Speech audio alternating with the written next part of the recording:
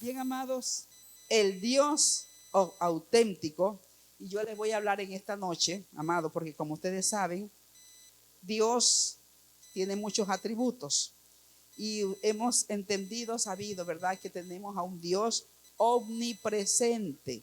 ¿Qué quiere decir cuando decimos omnipresente, amados? Que Él está en todas partes. Ahí lo dice la palabra.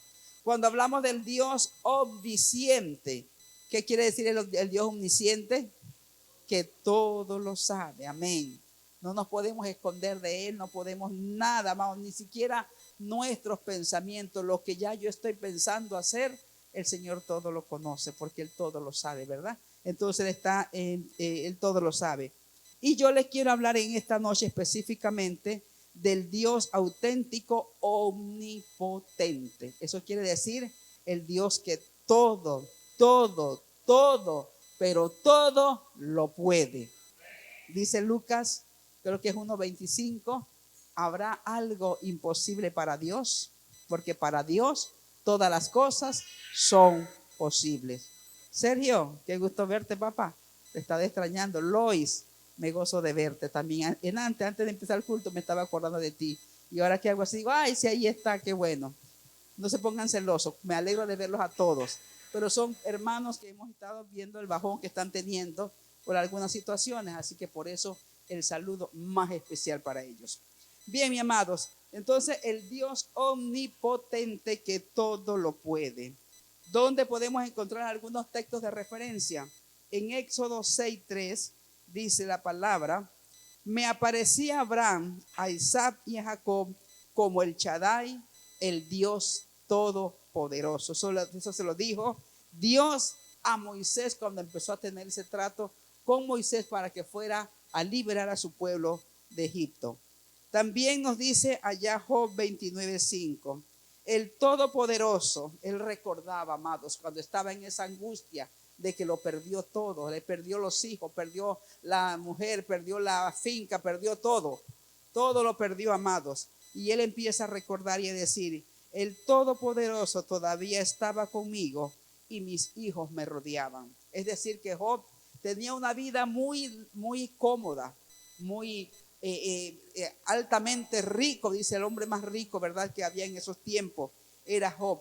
Y él tenía pues hijos e hijas, yernos, nuera, una hacienda muy grande, no sé cuántas yuntas de bueyes, muchísimo, era un hombre sumamente rico.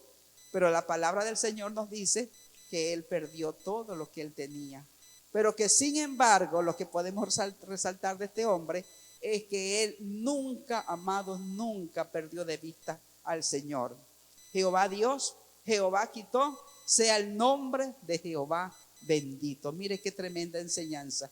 En medio del dolor, del sufrimiento, porque claro que le dolía en gran manera todo lo que estaba atravesando, pero él reconocía que todo proviene de Dios, ¿verdad? Todo lo que tenemos, todo lo que somos, le pertenece al Señor. A veces nosotros nos jactamos, amados, porque yo tengo el talento de hacer tal cosa. Y lo hacemos, ¿verdad? Tenemos una gracia especial. Pero eso no lo tengo yo porque yo quiero, amados. Eso me lo dio el Señor. Si Dios no me da la sabiduría para que yo, ese joven, sea bien experto en la batería, en los instrumentos musicales, en vano es todo el esfuerzo que haga. Y es así en todas las cosas. Así que, amados, Dios es el dueño de todas las cosas.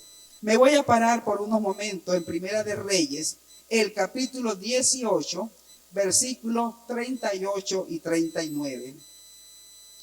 Y es aquella historia que la palabra del Señor nos habla, un hecho poderoso, amado, que cuando lo recordamos, lo leemos, decimos, no nos queda más que decir, tremendo es ese Dios que nosotros adoramos, maravilloso, el eterno, el Shaddai, el inmenso, el todopoderoso, el inmutable, el que no cambia, amados. Todos los nombres que podamos darle al Señor, ¿verdad?, de pronto no tendrán el contenido específico para describir todo lo grande y hermoso que es nuestro Dios. Entonces, 18 del 38 al 39 son dos versículos que voy a estar leyendo porque por ahí vamos a estar enseñando.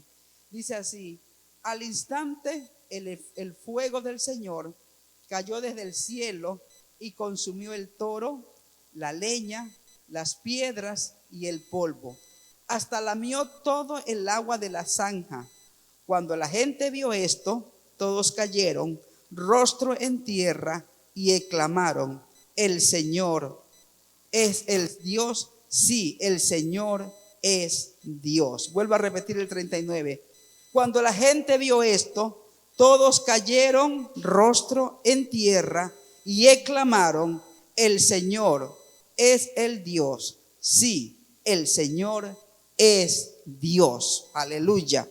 Ese fue el reconocimiento, amados, que le dieron aquellas personas, ¿verdad? Cuando aquel hombre de Dios, el profeta del fuego, llamado Elías, que este hombre había sido puesto en ese lugar en ese momento, con una misión específica. Y la misión específica de Elías era contrarrestar, hablarle al pueblo de Israel, hacerlo volver, amados, de la forma tan errada como se estaban conduciendo. El pueblo de Israel para ese tiempo, amados, estaba hundido en el pecado. Ese pueblo, dice que venía un rey y hacía cosas que a Dios no le agradaban. Y venía otro rey, sus periodos, algunos fueron largos, otros fueron sumamente cortos, pero la palabra nos narra que casi todos hicieron lo malo delante del Señor. Lo que arreglaba uno, venía el otro y lo quitaba y ponía las cosas. Es decir, por ejemplo, las imágenes, ¿verdad? Que tenían los países vecinos. Israel quiso copiar lo mismo, quiso adorar a esos dioses que tenían otros países. Que no veían a Dios, pero veían una estatua y querían postrarse delante de aquello y rendirle adoración. Cuando mi Dios, amados míos, ciertamente no lo vemos, pero lo sentimos, amados. Cuando su presencia nos empieza a ministrar y uno queda derramado en lágrimas, quebrantado. Uno dice: no veo nada, pero es una presencia tan maravillosa que nos llena, amados, que nos toma y nos ministra con su presencia, ¿verdad? Entonces aquellas personas, amados, estaban haciendo cosas que a Dios no le agradaban. Y lo que reinaba, imperaba en esos tiempos más que todo era la idolatría. Habían 3 pecados bien fuertes que estaban en ese momento operando en ese lugar. Era la idolatría. También dice la vida moral baja. Era otra cosa que estaba operando en gran manera. Y también operaba, dice, la mezcla de lo profano con los santos. Uno de estos reyes, amados, no recuerdo el nombre, pero uno de estos reyes, dice la palabra, que empezó a poner sacerdotes, a nombrar sacerdotes, hombres que no tenían llamado, amados. Por eso, mis hermanos, nosotros los creyentes tenemos que ser muy cuidadosos, mis hermanos, en poner personas, ¿verdad?, que están en la línea que el Señor demanda. No poner por amiguismo, ni porque tiene un talento, un don, sino, amados, cuando uno ve el corazón de la persona y sabe que esa persona está alineada a Dios, entonces podemos ponerla. ¿Verdad que sí, hermano? Me estoy haciendo entender. Sí, poner a esa persona. Y este rey dice que él mandaba, a mí me gustaría ser sacerdote, le decían las personas común del pueblo. Y él los empezó a ordenar como sacerdotes. Es decir, que entonces lo profano, ¿verdad?, lo santo lo convirtieron en algo profano, algo que no se debió de dar. Otra cosa, que la idolatría, amados, también allí estaba operando en gran manera. Todos estos reyes practicaron, quitaron altares, pusieron otros altares. Uno subía y quitaba un altar, algunos de los altares. Venían otros y esos que ya quitó uno, entonces lo volvían a poner. Esto se convirtió como en un desorden muy grande, amados. ¿No les parece que en estos tiempos pudiéramos decir que puede estar pasando lo mismo en el mundo secular?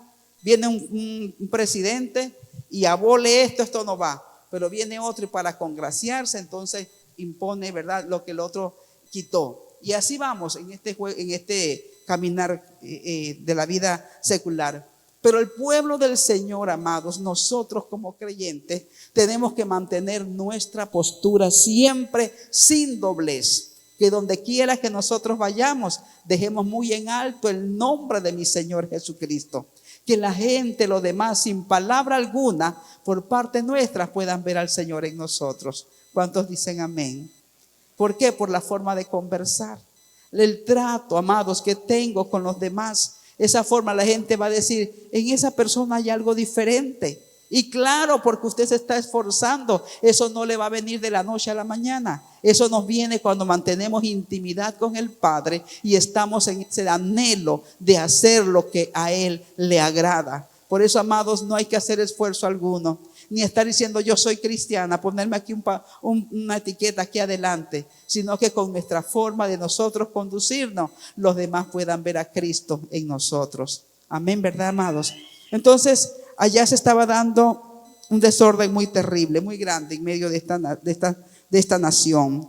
Y el ojo del Señor, amados, mirando todo aquello, entristecido de ver la conducta de cada uno de ellos. Se levanta uno de los reyes que aquí donde estamos parados, de nombre Acab. Ese hombre, ese rey israelita, conocedor de las escrituras, pero no la practicaba. Que eso es la gran diferencia, ¿verdad? Y lo que se da en nuestros tiempos. Conocemos la palabra, pero muchas veces no la practicamos y no nos ajustamos a lo que dice esta palabra, sino nos ajustamos a lo que más bien nos parece o lo que hemos escuchado, lo más cómodo. Pero la palabra del Señor, amado, es para vivirla, para que donde quiera que nosotros vayamos, mis amados, podamos tener este libro como esa guía, ¿verdad?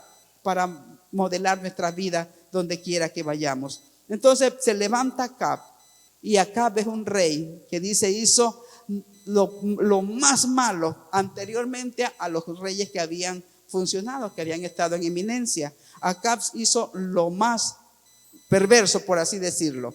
Y dice la palabra que estando este hombre conociendo al Señor, se une, amados, con busca una mujer de nombre Jezabel. Jezabel es conocida como que tiene un espíritu de manipulación. Cuando usted escucha, dice, ahí hay un espíritu de Jezabel. Estamos hablando de que es un espíritu de manipulación porque supo manipular a su esposo y hacerlo caer más profundamente en cosas que no eran correctas y que Dios aborrecía. Y una de ellas, amados, es que él, conociendo al Dios auténtico, que hay un solo Dios en Israel, que hay pues en todo el mundo, dice que ella lo hizo, que él hiciera una imagen, ¿verdad? Que adorara a Baal, porque ella venía de un país donde tenían como Dios a Baal. Ustedes saben lo que las fiestas paganas que se celebran en el mes de marzo, a veces en febrero, que es lo que es el carnaval, que proviene de esa palabra Baal y todo lo que se desencadena en medio de esta celebración. Entonces esta mujer, ¿verdad?, hace tanta influencia sobre este hombre que lo hace hacer una estatua para que se adoren y se postren delante de esa estatua. Y no tan solo eso, amados, sino que también hacen una estatua muy grande a una mujer que se llamaba Acera. Estas dos estatuas, y no tan solamente las puso en un lugar, sino que en diferentes lugares de aquel lugar la puso aquella estatua para que la gente, donde quiera que viera, se adorara, se postrara, la adorara y se postrara delante de esa estatua. Algo, ¿verdad?, que colmó el corazón de Dios, porque realmente Dios aborrece la idolatría, ¿verdad que sí? Dios nos dice en su palabra que solamente, dice Jesús, ante Dios nos debemos de postrar, solamente a Él debemos de adorar, nada más, amado. A Él es el único que merece adoración y alabanza de parte nuestra. Entonces este hombre ofendió en gran manera a nuestro Dios al hacer todo aquello, inculcarle al pueblo que siguiera, porque lamentablemente, amados, y para esos tiempos, y se dan estos tiempos de ahora, ¿verdad?, que este hombre manda hacer estas imágenes, las pone, y el pueblo común que sabía que había un Dios todopoderoso, que hay un Dios que merece alabanza y que merece todo el respeto y toda la adoración, ellos sucumbían ante el mandato del rey. Ahora ustedes pueden decir, lo que pasa es que la orden del rey había que respetarla, porque si no era pena de muerte. Entonces la gente, por temor, ¿verdad?, lo hacía. Sin embargo, dentro del pueblo de Israel hubieron algunos que no se contaminaron, sufrieron, amados, porque en este mundo, amados, todavía en esta actualidad, amados, yo tengo que saber a quién le tengo que agradar. yo no tengo que pensar que tengo que agradarle a fulano de tal, sino yo tengo que agradarle a Dios y ceñirme a lo que dice la palabra. Entonces, amados, este hombre, ¿verdad?, impuso todo esto y la gente sucumbía ante todas estas prácticas. Pero había un hombre en esa región llamado Elías, el profeta de fuego, como es conocido. Y este hombre le censura a Acab por lo que está haciendo, ¿verdad? Y Acab, y él desafía porque habían 450 profetas de Baal y 450 de Acera. ¿Cuántos eran por todos? 900 profetas que habían. Y solamente, dice Elías, y solamente quedo yo, el único que no ha doblado sus rodillas delante de Baal. Y Dios después le dijo: no, papá, tranquilo, no te estés dando golpes de pecho, porque tengo muchas rodillas, 7,000 rodillas, ¿verdad?, que aún no se han doblado delante de ellos, o sea, no se han contaminado. Queriendo decirle, amados míos, que a pesar de todas las situaciones adversas que estemos atravesando, la persecución que Panamá no ha pasado, no hemos pasado nosotros por persecución alguna como aquellos tiempos, amados, pero sin embargo, en medio de aquella situación, Dios tenía 7,000 personas que no se habían contaminado, que se guardaban, amados. ¿Por qué, mis hermanos? Porque ellos amaban a Dios con todo su corazón, como usted y como yo lo amamos. Amén. Oye, ese amén tuvo flaquito. Con todo nuestro corazón, amados, que aunque nos digan: mira, ponte, tú estás oxidada, muchacho, joven, mira, tú que estás yendo tú a esa iglesia a perder el tiempo. No, hombre, no, ponte así, sobre todo a la jovencita. Mira que te vieras más linda con una ropita así, asá.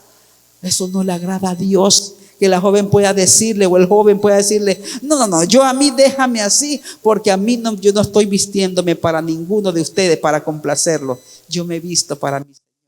Que Él me vea con buenos ojos el atuendo que yo pueda ponerme. Entonces, amados, eso, hermanos, es algo verdaderamente que uno ve, que aquellas rodillas, ¿verdad?, aquellas personas no se doblaron delante de Baal, ni mucho menos de Acera. Entonces, Elías tenía la gran responsabilidad de llamarle la atención al pueblo de Israel y hacerle saber lo malo que estaban haciendo. Pero me encanta algo, amados, de este hombre, que tuvo determinación. Y eso es lo que tenemos que tener nosotros, ¿verdad? No de dejarnos persuadir. Determinación, ¿verdad?, en toda decisión que vamos a tomar. Y saber que en todo tenemos que agradarle primeramente a Dios. Entonces, amado, Elías, con esta gran responsabilidad, recibe orden de Dios, ¿verdad?, para que él convoque a aquellas personas. Vaya donde Acab, en primer lugar. Vaya donde Acab y no titubee al decirle, cuando Acab se lo encuentra y le dice: así es que tú estás perturbando al pueblo de Israel. Un poco molesto el rey. Claro, se sentía grande porque es el rey, era el rey en ese tiempo. Pero Elías le dice: yo no estoy perturbando al pueblo. Tú, con tus actitudes, con tu forma de llevar al pueblo a la idolatría, es que estás perturbándolo y estás provocando a ira al Dios Todopoderoso. Entonces este hombre, Elías, él le dice: ¿sabes qué? Mi misión, yo pienso que él pensaría: mi misión aquí es convocar a todos esos profetas de Acera y de Baal para demostrarle el poder. Mire, ahí va una confrontación de poder contra poder. Ellos decían: Baal y Acera son los que nosotros adoramos, ellos son verdaderamente dioses. Pero Elías decía: no, Señor.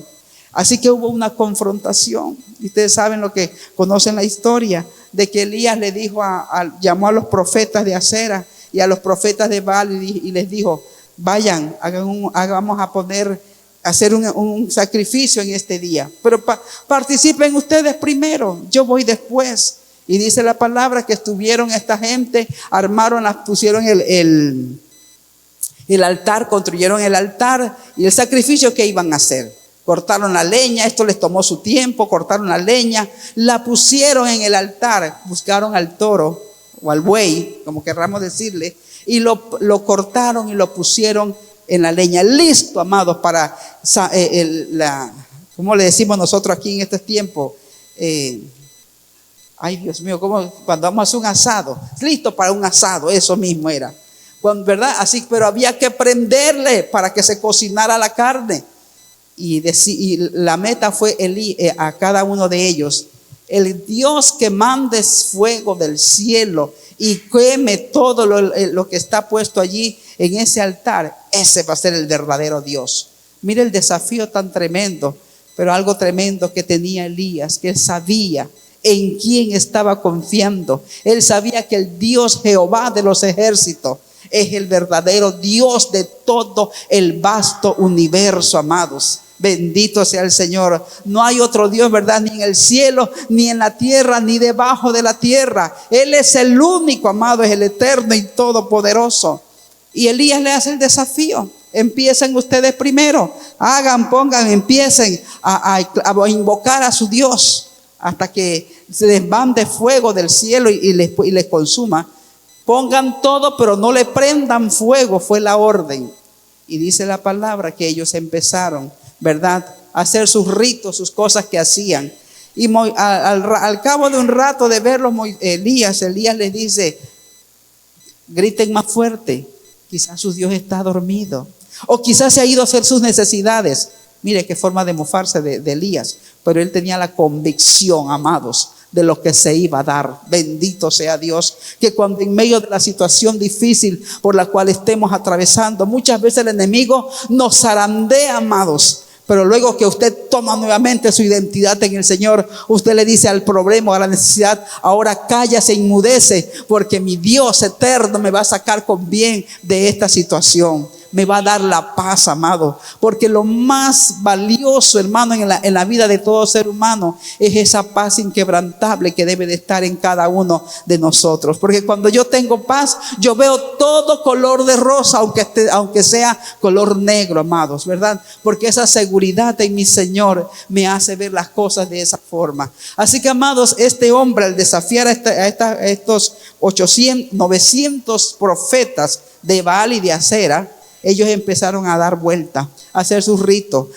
Dice la palabra, se hacían cortadas en su piel y empezaron a sangrar. Esa era la forma de ellos que ellos tenían, creían que eso era lo que a esas imágenes le agradaba todo aquello.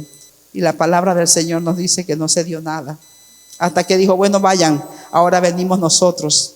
Se quitaron todo aquello y Elías vino y cogió las 12 piedras que representaban las 12 tribus de Israel. Usted sabe que el reino de Israel se dividió en dos partes. 10 tribus se fueron con Israel y 2 fueron las tribus de Judá. Solamente quedaron así. Pero él quería la unidad del pueblo de Israel. Por eso él tomó las 12 piedras en una forma, un acto profético de decir: algún día Israel va a estar totalmente unido. Esta división que hay hoy día se va a quebrar. Así que por eso él tomó las 12 piedras, las puso, restauró el altar que estaba destruido, lo restauró. Usted sabe que para hacer un asado, poner algo así, hay que tener esos preparativos. Un toro, imagínese un pernil de un toro, amado, lo pesado, lo grande, lo gordo, la carne que hay allí. Y él restauró todo aquello muy bien, amados. Y eso nos está hablando de nosotros, de nuestro altar, cómo debe de estar, ¿verdad?, delante del Señor. Si yo me he decaído, si he tenido un bajón espiritual, me levanto, amados, porque el altar, mi vida, mi corazón, tiene que estar siempre, amado, disponible para adorar y exaltar al Señor. Así que este hombre, este profeta de fuego, restaura todo aquello, organiza todo y hace una sencilla pero profunda oración. Ya les digo, se me pasó la hoja. Una sencilla y pequeña oración. Le dice: oh Señor, Dios de Abraham, de Isaac y de Jacob, demuestra hoy que tú eres Dios en Israel y que yo soy tu siervo. Demuestra que he hecho todo esto por orden tuya. Sencillo, ¿verdad? Cuando hay transparencia, Cuando usted va porque Dios le dice, anda a aquella casa y predica mi palabra. Anda y ora por fulano. Anda y haz tal cosa. Usted va con una seguridad, porque el que le está enviando no es cualquier mortal, es el Dios eterno, amén, que nos da órdenes y que nosotros como súbditos suyos tenemos que obedecer y ceñirnos a las órdenes que Él nos está dando. Entonces esta fue la oración tan sencilla que Elías hizo, y al instante, dice la palabra, cayó desde el cielo fuego y consumió el toro, la leña, las piedras, el polvo. Porque ¿sabe qué, amados? Dios, el propósito de Elías era que todo el pueblo se volviera a Jehová, que dejara el paganismo, que dejara la vida moral baja, que dejara la idolatría y se volvieran a Jehová Dios. Y dice la palabra que él, como sabía lo que Dios lo había mandado hacer, cuando restauró el altar, antes de que cayera el fuego, mandó abrir una zanja muy grande. Ahí la Biblia habla, no sé cuántos litros de agua le cabían a aquello, cuántas latas habla la palabra aquí, para que no hubiera duda alguna de que el Dios del cielo, el único Dios verdadero, se iba a glorificar en favor de aquello que ese fuego iba a lamer toda la tierra, dice la palabra. Y sabe que, amados, así fue, así se dio. Cayó cuando él oró a Dios con esta oración tan sencilla, cayó fuego del cielo, consumió todo aquello, ¿verdad? Y aún lamió donde estaba eso encharcado en agua, porque ese es el fuego del Espíritu, amado, que debe de estar en cada uno de nosotros. Que cuando nos sintamos decaídos o desanimados por algo, busquemos de una vez el rostro del Señor, vayamos a su presencia y su fuego nos tiene que sacudir, que levantar, amado, de la situación de aquello que estamos atravesando.